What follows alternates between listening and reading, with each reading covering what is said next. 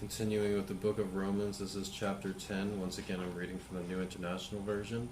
If you haven't already, click the thumbs up button and hit the subscribe button for me. Thank you. Chapter 10.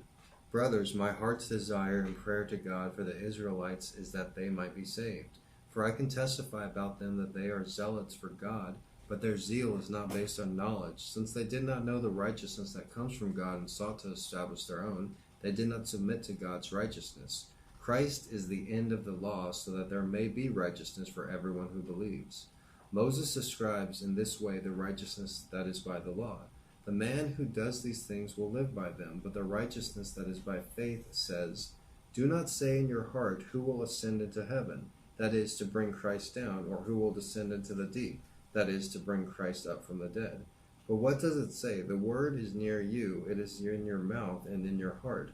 That is the word of faith we are proclaiming, that if you confess with your mouth Jesus is Lord and believe in your heart that God raised him from the dead, you will be saved. For it is with your heart that you believe and are justified, and it is with your mouth that you confess and are saved.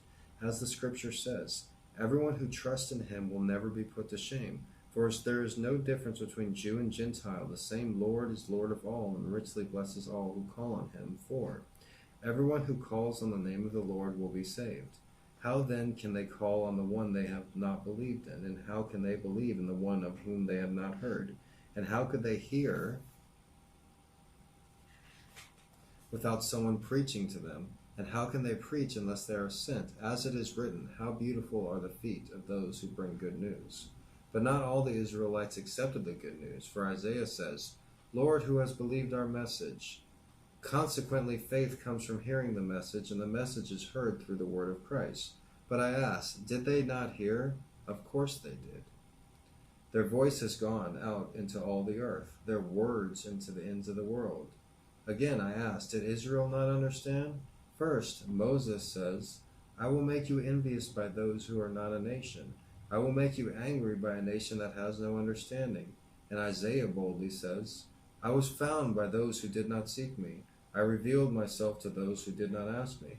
But concerning Israel, he says, all day long I have held my hands to a disobedient and obstinate people. That was Romans chapter 10.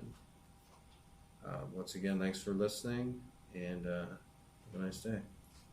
And if you enjoyed that, click the thumbs up and the subscribe button. All right, thanks again.